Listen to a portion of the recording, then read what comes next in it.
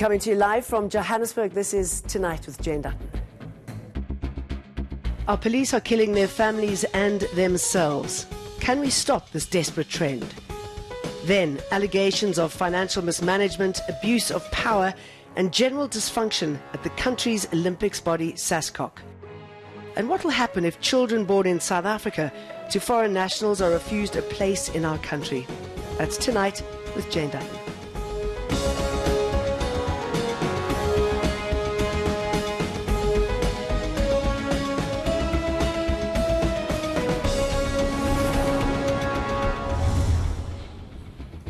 Tonight, exposed corruption, mismanagement and abuse. We have the leaked report into the Sascoc fiasco, and then police are taking their own lives at an alarming rate. Just today, a public murder-suicide in a Durban courtroom, reportedly by a policeman. It's been called an epidemic. What are we doing to stop it? And violating the Constitution, breaking international law, a proposed amendment will stop foreign babies born here from accessing our schools and hospital. What is the impact? Those are my questions for my panels tonight. What are yours? You can call us on 011-759-6340. You can also use the hashtag Tonight with Jane Dutton. But first, as always, Shahan is standing by with the news. Thanks, Jane. Appreciate it. These are our top stories tonight. The gloves are off between Public Enterprises Minister Pravin Gordhan and the EFF. Gordhan's filed criminal injuria charges against EFF leaders Julius Malema and Floyd Shivambu. Last week, they took a swipe at the minister who was testifying at the state capture inquiry. The party now says it plans to open a criminal case against Gordhan tomorrow. The attack on one's dignity, the attack on society more generally, propagating hate in society has to be stopped. And we invite all South Africans to join us to say that we're not going to believe this nonsense. We are going to support those who are fighting corruption and trying to clean up this country, because we want a decent country for black professionals as much as we want a decent country for generations to come. Former SARS boss Tom Moyane has been dealt another blow. He's lost his constitutional court bid to set aside the decision to establish the Nugent Commission of Inquiry and his dismissal. The court found Moyane failed to show the matter was within its exclusive jurisdiction. But Moyane's legal team lodged a separate application with the North Gauteng High Court in anticipation of losing this case. That case will go ahead on Tuesday. President Cyril Ramaphosa fired Moyane from his position as SARS boss on the 1st of November. And a shooting took place inside a Durban court today. A police officer shot dead his ex-wife and her brother at the Durban Magistrates Court. The officer is critically wounded after turning the gun on himself. He was arrested and is under police guard in hospital. Police say he'll face 2 murder charges. As a police, we have to carry a firearm wherever you go. And he was on duty. He was working, was not on leave, he was not dismissed, but he's still working. That's why he has to carry the firearm with him. There'll be more news at 9. I'm back at 10 with News Hour. For now, it's back to Jane. Thank you very much for that, Shahan. Scandal upon scandal has rocked the South African Sports Confederation Olympic Committee for almost a decade. In February, the Sports Ministry established the Zulman Commission to investigate Sascoc. We have a copy of that report ahead of its release, and it is damning. Sexual harassment, millions wasted on flights and accommodation, and infighting at the highest level. NCA sports reporter Shloni Ntukulu takes a look. These are some of the testimonies that were heard at the Ministerial Committee of Inquiry into Sascoc, chaired by retired Judge Ralph Zulman. You cannot legitimize an illegitimate act, no matter what you want to do. The only way you can do it is in terms of your constitution, and that was not done. The actual amount spent from what we know now is 6.2 million rand. But what was represented to Parliament was 2.9 million rand. If the CEO wanted to get his merry men, he would make sure that his merry men phone everyone and say, vote for these people. And because in those days we were quite reliant on Sascoc to get our funding, we then, we were none the wiser. Well, we'll vote for those people. And I cannot be told that I shouldn't be the CEO of Sascoc because somebody doesn't like me and therefore I shouldn't be reinstated. Mr. Sen, there's a problem here. The Minister says, I want the board to provide me with a full report. You take it upon yourself to provide the Minister with a report without board consensus. There's a fundamental problem to how this organisation is run. I disagree. And I think we will disagree and agree until whoever wants to take a decision on how Sascoc should be run, take that decision. The report is yet to be released, but Sports Minister Thokozile Xasa has confirmed receiving it and sending it to Sascoc for comment. Hlonim Timkulu, Johannesburg. And tonight we speak to Barry Hendricks, Vice President of Sascoc. Very good to have you with us. Good to be here, Jane. You must have known that this was happening. Of course. Once we received the Minister's report, we dealt with it in a manner that we thought was fitting, and we've responded to with all the questions that were raised and recommendations that were in that report as well. You say, of course, you knew it was happening. I mean, it's been happening for a long time. How comes it's been allowed to go on like this for so long? Well, it hasn't, and this is one of the reasons why Sascoc is undergoing all these changes. The moment we were elected in 2016, myself as Vice President of Sascoc, change started to happen. We identified the flaws in Sascoc, and we instituted several disciplinary processes. And the Minister's inquiry, Commission of Inquiry, was one of those factors that led to this transition and this transformation of Sascoc. Right, so how's it going to change? What do you need to do? Because there's obviously quite a bit of rot in there from the top to the bottom. So what heads are going to roll? Well, 3 heads have already dropped. The CEO, the CFO, as well as the Executive Director. They underwent an investigation. The person who ran that investigation recommended their dismissal. We did that, and that case is now at the CCMA. With the other issues around the Minister's Commission, she recommended several changes in terms of governance, as well as the restructuring of Sascoc. We've agreed to all the issues of governance. We've written back to her to say the issues of restructuring the organization is more work in terms of labor, in terms of informing our staff, in terms of transforming the organization according to the needs so that we can service the needs of our members. That's what we're currently doing. We are in a proactive process of re-engineering the organization. And it seems that you've got 2 sides there battling for control here. How is that going to be dealt with? Well, I beg Where to does differ. Gideon Sam sit in all of this? I beg to differ on the issue of sides. There's never been factions in Sascoc. There's always a case of saying what needs to be done properly to make sure that we fulfill our fiduciary duties as board members. Yes, there are differences of opinion in terms of how things get done, but thank goodness the underlying factor was that action needed to be taken to turn this organization around. It couldn't be business as usual.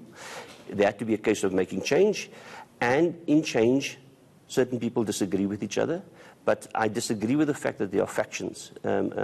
It's about doing what is right. All right, let's talk through a couple of the findings. I mean, sexual harassment, but I believe you've dealt with that.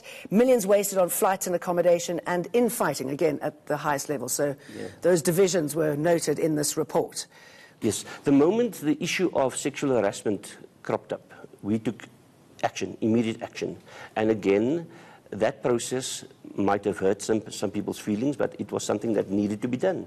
We ran that as part of the investigation, and again, the previous CEO was found to be guilty of sexual harassment. That, as I say, that case is still with the CCMA now in January. Because those 3 are going to fight it, aren't they? They say. Oh, of course, and that's their right, and we appreciate them standing up for their rights. But as long as we, as the new board of Sascoc, can be seen to be doing the correct thing according to the correct processes. Right.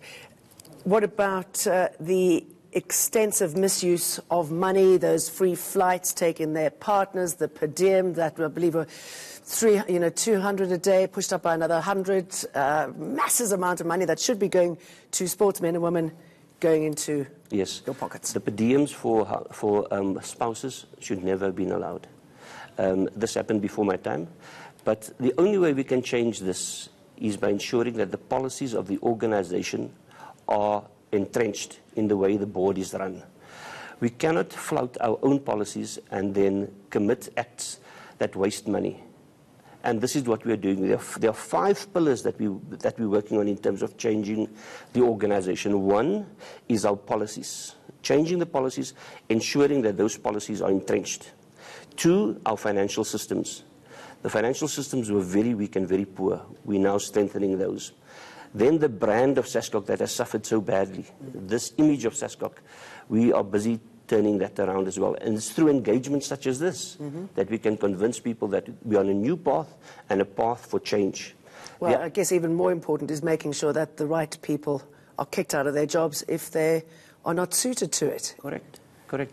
The other aspects is turning the organization structure around, and here we're dealing with experts as well, so that we can find out from our own membership what is the services and products that we need to provide, and then provide those by turning the organization around and saying, these are the old jobs and these are the new jobs, and those jobs are geared towards servicing our members. And servicing, the most important thing here that people tend to forget are the athletes. Yeah. All right. So it's damaged them greatly. I mean, a lot of money hasn't gone to those athletes who need them. Yep. How are you going to change that? How are you going to make sure that they start getting money and that their career is no longer impacted by these abuses? By doing what we are doing now. We've got what we call a transformation task team that is turning this organization around. We meet every Wednesday with staff, with senior staff, even staff meetings that never probably took place in the past on a regular basis. We are ensuring that we get the buy-in from our own staff, the buy-in from senior management, and then the buy-in from our own members as well. But most importantly, we've got to service those athletes that are undergoing blood, sweat and tears every day of the week to try and become the best in the world.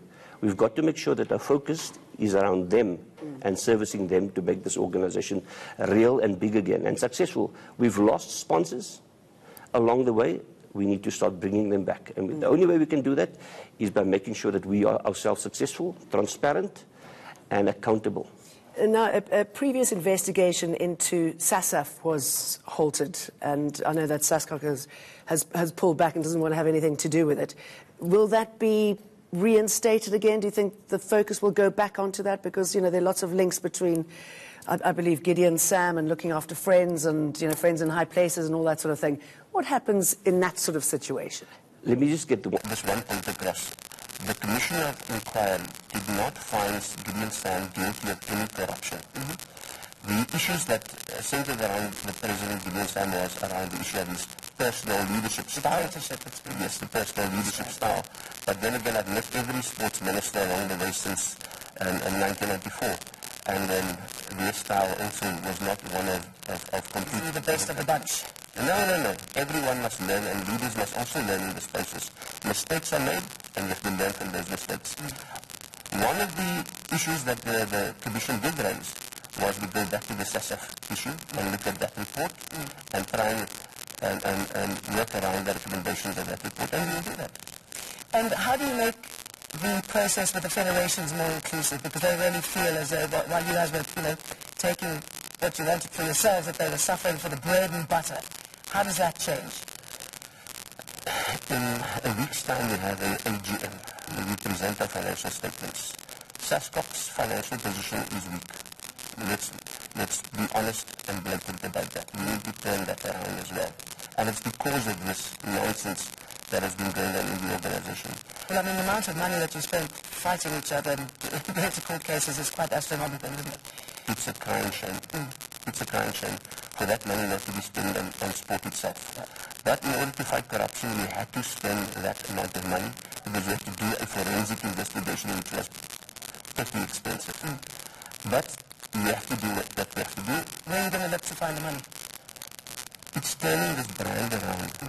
Going back to our sponsors to say, because the 2020 Olympics are around the corner, going back to the sponsors to say, this is what we've done now to turn the organization around. Do you believe in us? Are you willing to partner with us?